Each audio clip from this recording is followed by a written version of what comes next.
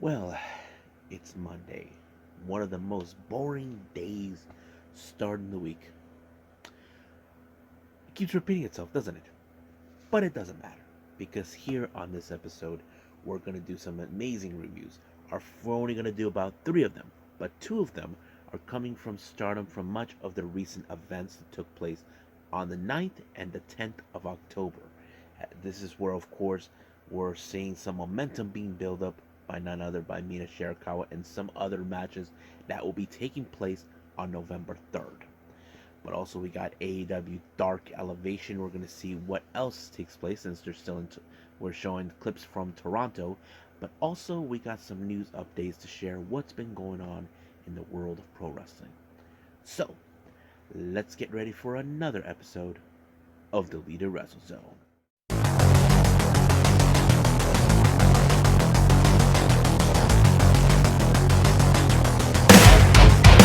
Are you ready? Get up, get up! Get up, get up! Get up, get up! Get up, get up! Get up, get up! Get up, get up!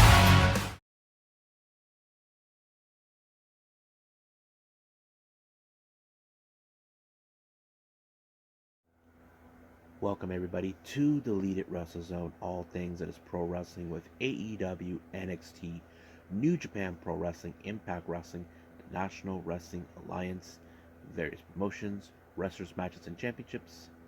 I am your host, Gerard here. So, let's begin with Stardom in Aichi Nagoya. This took place on the 9th of October.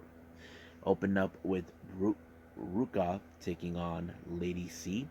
Now, this is a very interesting dynamic. As you know, Ruka is a big powerhouse, and as for Lady C, she's maybe tall, like 5'10", but she does have a bit of strengthness. But the obvious question is, can she choke slam?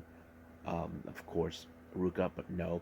Ruka brought back, it finished this off with, of course, with an infamous move that we know, Vader.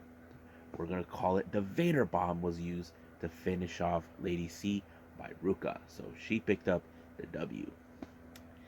Next up, we got Mina Shirakawa versus Sayaka. Now, Mina Shirakawa, as you know, she's been on a roll ever since then. She has been making headways. As you know, she'll be facing off Sayaka Mitani later on in November for the white belt. But first, she has to go through Sayaka, who is a big powerhouse even despite of her size for a 4'11" girl. But however, the one thing that was very interesting is that Mina had to take a lot of the chops that Sayaka is. There, you don't see this on the match, but there's some photos that were posted on Twitter where the Cosmic Angels were like, ah, like shocked at that. But however, Mina decided to finish off Sayaka with, of course, once again by targeting the knee of her opponent using the figure four leg lock, sealing the deal for her to win. And of course, Natsuboi had to put some cold spray on Mina's chest due to the fact she got some very hit retinas on her chest due to the chops that she got from Sayaka. Next up, we got DDM Mai Sakurai and Julia versus stars Momokogo and Mayu Iwatani. Now, as you know, Julia is coming in this. It's going straight on. As you know, she is guaranteed an opportunity on December 29th for the red belt. But however, the one thing she is trying to do is to overthrow the status of Mayu Iwatani. As you know, she is the current top girl of the company, the face of the company, which is, of course, Julia feels it should be her. But she's unable to match against her. So that's the one thing. But however, you got like more of the leader and their apprentice type of scenario from both sides. Of course, Momo Kogo and Mai Sakurai, who are no strangers with each other. But the obvious question, how would this end? It was in fact Mayu Iwatani with the standing dragon sleeper that finished the deal, forcing Mai Sakurai to to tap out and allowing Mayu and Momokogo to pick up the win. Next up, we got the other members of DDM, Maika and Himeka, taking on, of course, the former Goddess Tag Team Champions and of course the winners of the Goddess Tag League from last year, FWC, Koguma and Azuki. Now this match was pretty much wild as possibly can get. However, I feel like these two teams are evenly matched in some way capacity. But however, this match ended with a double countout with 11 minutes and 39 seconds, I believe, and that kind of seals the picture. But however, there is no doubt in my mind these two will meet down the road to finish what they started. Next up, we got Cosmic Angels, Waka Tsukiyama, Natsupoi, and Tam Nakano taking on the members of God's Eye, Amisuri, Mirai, and Sudi. So this was another interesting dynamic match. Now keep in mind, Tam Nakano hasn't forgotten. She is still insistent pursuing for the red belt, despite the fact that she did not win the 5-star Grand Prix. She's not going to give up because we know that it's going to be a long road for her. I know many fans are saying that she can try next year for the 5-star Grand Prix, but anything could happen. But I wouldn't be surprised. But the one thing it was very interesting, of course, is how this match ended with, of course, Ami, Sudi, and Waka, since they know each other as well. If you guys don't know this, they knew each other from their time with Actress Girls. But, of course, this ended with a brain buster by Ami to Waka. But however, it appears that Sudi was outside the ring with Natsupoi. Looked like they're having a bit of a conversation. I believe that maybe Sudi was having, as you know, Sudi and Natsupoi were members of DDM. I wouldn't be surprised if this conversation, or maybe Sudi is proud of her for the path she has chosen, because as you know, they both had enough of Julia's BS. That's always been the case from them. Now our main event is the Artist Belts. We have Queen's Quest, Azumi Sayaka Mitani, and Utami Hayashida taking on Odatai's Momo Watanabe, Saki Kashima, and Starlight Kid. But this match was a total insane match. Great coordination from both sides trying to ensure that no one wins. But this match ended in time limit draw after 30 minutes. But in this particular match, Starlight Kid is not happy with this result. They even know they defended these titles very gratefully, but it's not enough. However, she did point out something in the post-match promo. She even say which combination will be coming for the titles, but she did call out they're asking the Neo Stardom Army to make their move. And not only that, also Prominence. I wouldn't be surprised if Prominence would be involved. That would be great. And that's the one thing I know for a fact Julia's not going to like. But that's going to be one heck of a thing if that day comes. But right now, as you know, we're stepping into Goddess Tag League. But that's only, we're getting closer and closer to that. So I think that's it for now for this part of Stardom. I believe it's time to move on to the next one in Hiroshima.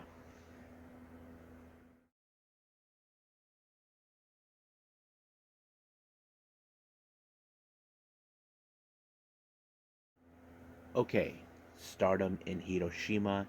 This took place on the 10th of October. Now, a little warning here that they posted before the start of this event. Apparently, a little something I did not expect. There was a concert going on right next door to the to the entire Stardom show. I'm like, whoa! But you can still actually hear it. Now, if you guys put headphones on, clearly you can hear the music on the next door, wherever they're at. So while the concert was going on, the entire show was going on. I'm like, they gave a little warning about that. So if you guys ever get the chance to see that a particular day, you'll hear it. Put on some headphones just to advise everyone. Now, our opening match, we have Waka Tsukiyama taking on Lady C. Now, these two ladies know each other too well. When Waka first came around, of course, after her little introduction with Unagi, she meets Lady C. They team up. Those two were in somewhat of the only two member people in the roster back in 2021 that haven't been in factions yet, but of course, that's how it is. But I think they found respect for each other, despite the fact that they're in two different units. Waka's not bothered by it, neither is Lady C. but of course they always will care for each other no matter what. But this is another case of David versus Goliath in the female standards, but it was Lady C with the giant backbreaker that forced Waka to tap out. Yet we're still waiting for Waka to get her first official win. People are still waiting for that moment to happen, but we'll wait and see.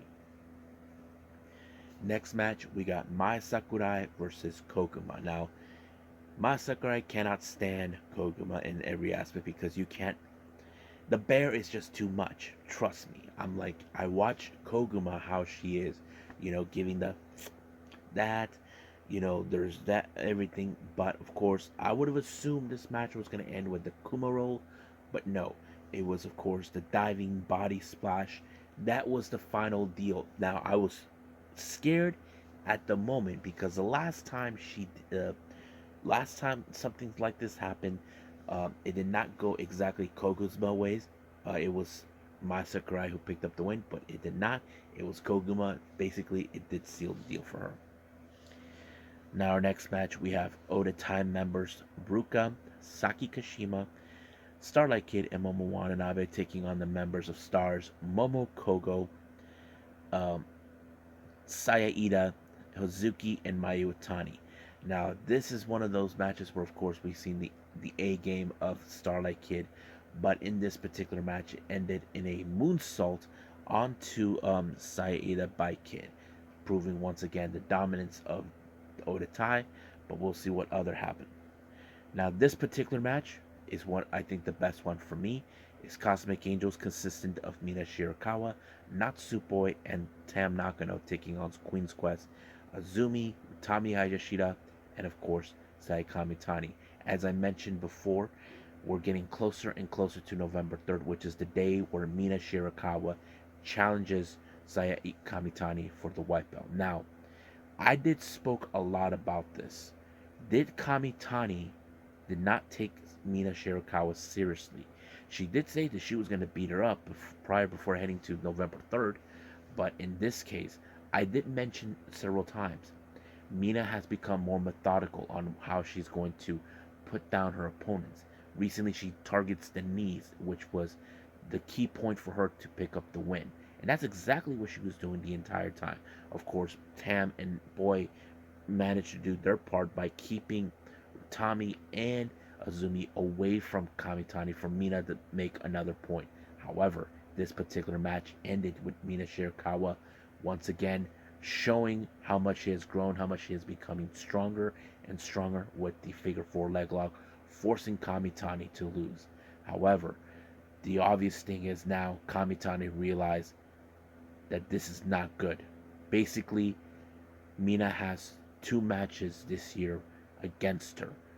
I have to say Kamitani has underestimated Mina because everybody always says Mina is the weakest one, but this time it's not. But here's the thing: Kamitani is not willing to lose the title because she has one thing in mind: is to break the most defense records, and the one who has is 11, and I believe Kamitani wants to break it. But if I wouldn't be surprised if Mina somehow shatters that dream and she becomes the white belt champ. But like I said, we still got a long way to go. Not to mention, we got the Goddess Tag League taking up real soon. But I have to say, Mina has shown how much strong she is, and and all this and that. So I'm excited for that. But I remember in the post-match comments, they talked about it a little bit. Tam has spoken how she felt about the white belt before, and now that kind of like the lineage has passed on to Mina. But it's no secret that Poi would like to have that title slot. But I wasn't 100% sure of the translation of what it said. It sounded more like Poi would like to challenge Mina for that title if she wins it. And I think that's something good because you may need rivals within your own group from time to time to sharpen yourselves. We'll see what happens. Now our main event is DDM, consisting of Maika, Himeka, and Julia taking on God's Eye, Amisuri, Mirai, and Suri. Now, as I mentioned before, Suri and Maika will be fighting each other this coming November 3rd for the red belt. But in this particular match, it was, of course, the dominance now with Micah, who's building up momentum to head to November 3rd for the Hiroshima Goddess Festival. And she was able to pick up a victory onto Amisuri with the Michinoku driver too. But she did say in the post-match comments, post-match, where she is saying that she's getting stronger and stronger, and in no time she's going to take away that belt. That is something we know it could happen, but I wouldn't be surprised because sooner or later, if Michael wins that match, she has to contend with Julia, and I know for a fact Julia will definitely try to beat her for the belt. I think that is something we definitely can see. And I think that's pretty much it with Stardom. There's still some other matches, events from Stardom that I haven't seen yet.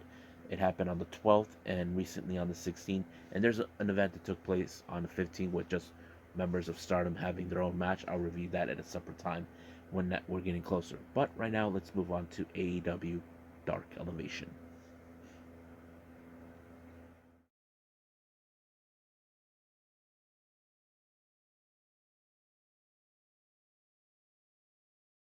Okay, our last review, AEW Dark Elevation, opened up in a mixed tag team match. We have Kip Sabian and his wife Penelope Ford taking on Jeremy Prophet and who was it?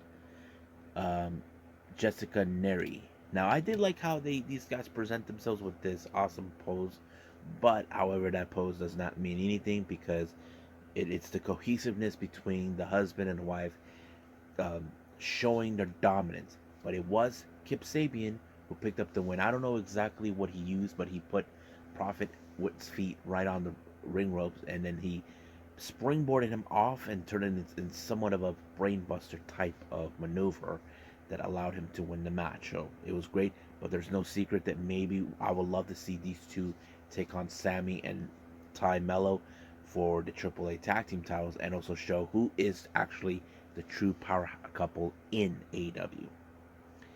Next up, we have, of course, Frankie Kazarian with Matt Blackman, I guess is that's name. I thought it was a good match, but however, it did end it with, of course, as I see it, like no surprise to me, the infamous chicken wing that sealed the deal for Frankie to win the match and all this. And I'm surprised they didn't mention that he won the X Division title, which is unusual. But yeah.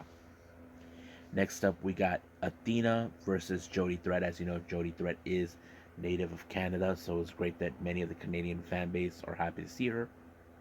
But however, it did not do any well. I thought this match was pretty good.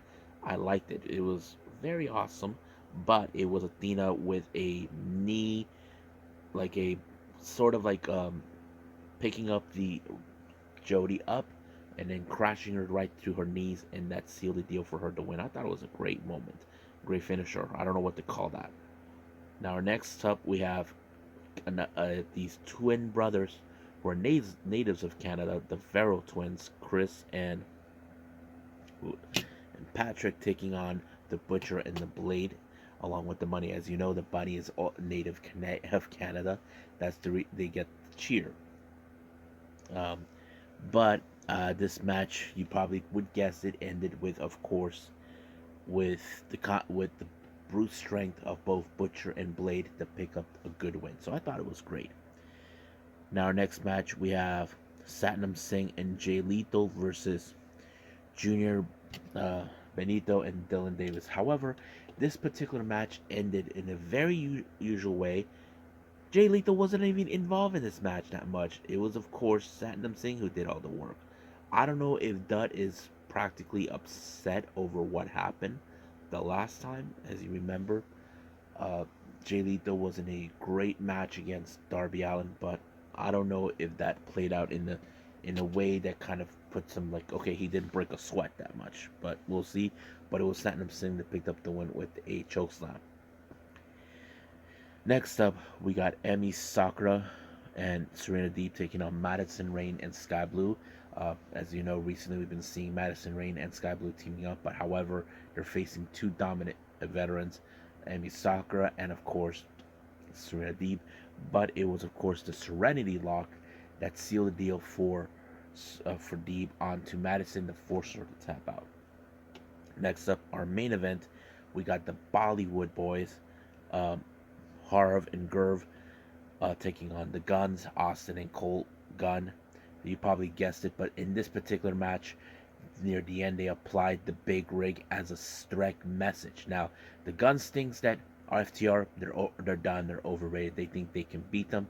But if I was the Guns, I'd be careful because you don't want to mess around with them. But the thing is this: if they wanted tag team gold, they should have gone for the AEW tag team titles. But they're not.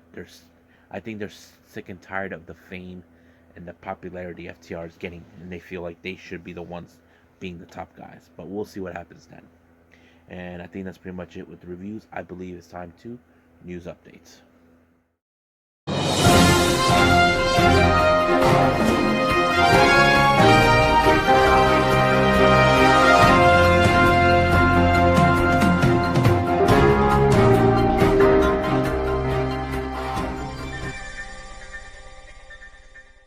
Okay, here are the news updates for everyone. Um, Recently, GCW has now updated some new information. Willie Mack will be making his GCW debut at Hit 'em Up, taking place, I believe, on the 29th of October. This is one of their latest pay-per-views taking place this month. I can't wait to see him. It's still unclear who will he be facing, so we'll find out soon enough. Now, some very disappointing news coming from the world of Prominence.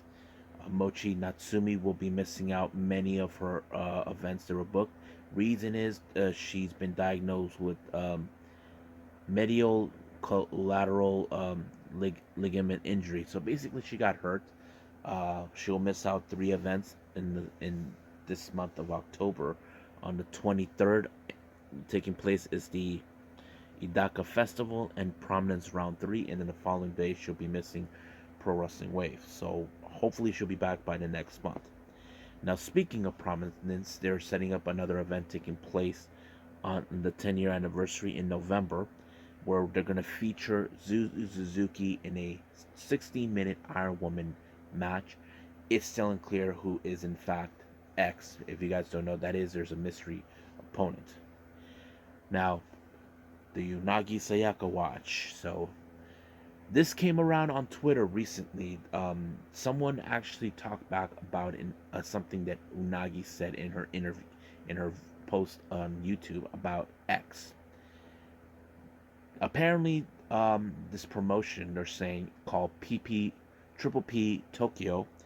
There's going to be a match with Rina Yamashita and Shantoya taking on Surumi Natsu and a mystery partner dubbed as X. We don't know if that is, but there are those who are now speculating they believe it's Unagi. Now, this particular event will take place on the 22nd of November. I'm not sure if that's the case. If it is, then I'll have to say I'm going to be so happy like a clown. Now, our last update. Stardom has announced for the high-speed title. Azumi will put her title on the line on the 19th of November for Gold Rush against Momoka Hanazono. Now, if you guys don't know who she is, Momoka is a freelancer based out of Osaka, Japan. Now, those who believe this and know that I talked about her in the discussions, Momoka only will take bookings in Osaka. It's very unusual for someone like her, a freelancer who should be out, wrestling at other locations in Japan. I know she attended a Stardom event. She posted photos on her, both on Instagram and Twitter, but I don't know why she won't take any bookings with that. But apparently, during a New Blood event, she really asked for a match against Azumi. As you know, Momoka is good friends with Mei Suruga, where people praise that match with Azumi and Mei Suruga. I would like to see how this one is with Momoka and Azono. It's going to happen. The card has been set. Momoka will face Azumi for the title at Gold Rush on November 19th. And I think that's pretty much it right now. I believe it's time to call it a day. Well, I hope everybody enjoys this episode. Coming up is Tuesday Wrestling. We have AEW. We're going to have a special AEW show. We even got, of course, NWA Power, NXT. However, AEW Dynamite has a special Tuesday. I don't know why they're not doing it on Wednesday, but I have to say I like it because it relieves the pressure on me when it comes to Wednesdays. But now I can't wait, so I'm going to have everything on Tuesday. I yet to see if there's. I haven't seen New Japan Pro Wrestling Royal Quest. I may review that on Wednesday. Same thing with Triple A's Triple Mania Chapter 3. But we'll just see what happens when we move forward with this whole thing. So I'm gonna try to do my best as possible. But for right now, I'll see you guys in the next DWZ time. Same DWZ channel. I must bid all of you adieu. So, goodbye. Mwah. And have a nice day.